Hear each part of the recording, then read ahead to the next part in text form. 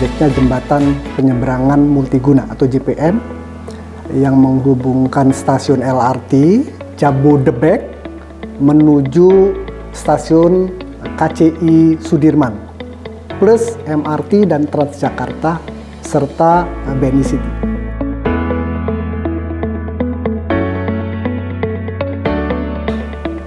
MITJ harus melakukan pengintegrasian perkereta apian umum di Jabodetabek. Itu tugas yang pertama. Kemudian tugas yang kedua adalah pengembangan kawasan berorientasi transit atau TOD di Jabodetabek, terutama kawasan-kawasan TOD yang beririsan dengan stasiun KAI. Kemudian pemerintah menunjuk MITJ untuk membangun jembatan yang menghubungkan stasiun LRT ke stasiun KCI Sudirman. Kita tahu APBD dan APBN pada saat itu minus tahun lalu itu. Namun pemerintah menunjuk kita untuk membangun itu tanpa dana APBD dan atau APBN. MITJ pada prinsipnya sanggup untuk melaksanakan proyek itu, namun yang perlu disupport atau dibantu oleh pemerintah adalah terkait dengan perizinan.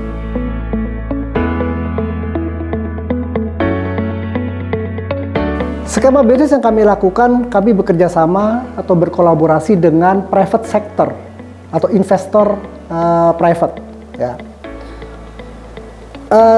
Dengan cara apa pada saat itu kami melakukan koordinasi dengan Pemprov DKI Jakarta, CQ, BPAD, dan SPD-KSPD lainnya. Saya akan bekerja sama dengan mengundang investor luar, private, untuk melakukan pembangunan, tapi kami harus diberikan concession.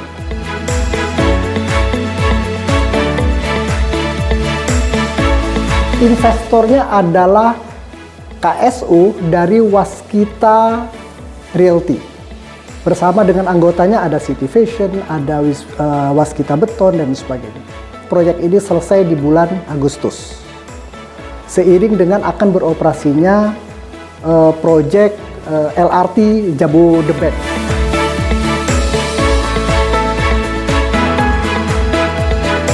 Apa sih sebetulnya poin daripada pembangunan ini adalah tujuan dari pemerintah untuk menjadikan seamless.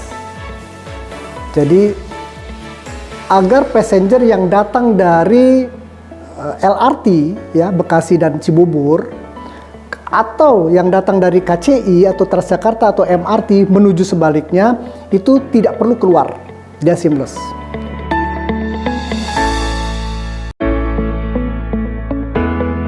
Prinsip pengembangan dari JPM itu yang kita punya gagasan gitu ya. Antara lain 5 prinsip sebetulnya. Prinsip yang pertama, pengembangan itu kita lakukan adanya connectivity tanpa penumpang keluar. Baik penumpang yang dari LRT ke KCI Sudirman, stasiun KCI Sudirman, ataupun yang mau ke MRT melewati terowongan Kendal, atau yang mau ke BNI City, yang mau ke bandara, atau yang mau ke Transjakarta, karena Transjakartanya masuk di area jembatan. Jadi kita pick up penumpang sehingga penumpang itu seamless. Itu prinsip yang pertama.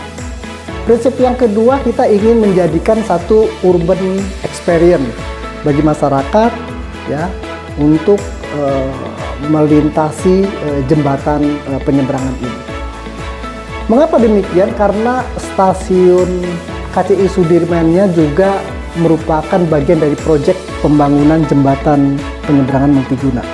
Jadi jembatannya sendiri adalah setengah dari proyek. Satu proyeknya, the whole proyeknya adalah termasuk pembangunan stasiun Sudirman-nya. Jadi ini adalah stasiun pertama KAI yang akan kita bangun menjadi stasiun terintegrasi pertama di Jakarta bahkan di Indonesia. Prinsip pengembangan yang ketiga adalah kita ingin menjadikan area itu area yang inklusif. Jadi yang datang ke situ tidak harus adalah penumpang KRL atau penumpang LRT atau penumpang Transjakarta. bisa direct ke situ untuk menikmati destinasi wisata. Kemudian prinsip pengembangan yang berikutnya, yang keempat itu adalah tempat itu menjadi identitas perkotaan. Identitas perkotaan, sehingga itu menjadi sentral daripada destinasi wisata gitu. Dan yang terakhir diharapkan akan menjadi destinasi wisata perkotaan yang ada di Jakarta.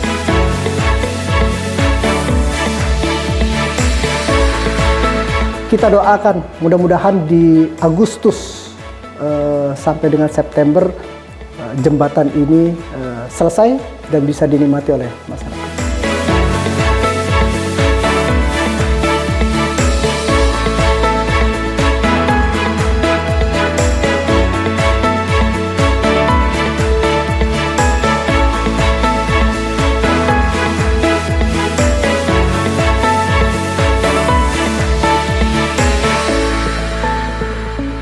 Kita sekarang lagi berada di JPM ya, atau Jembatan Penyeberangan Multiguna.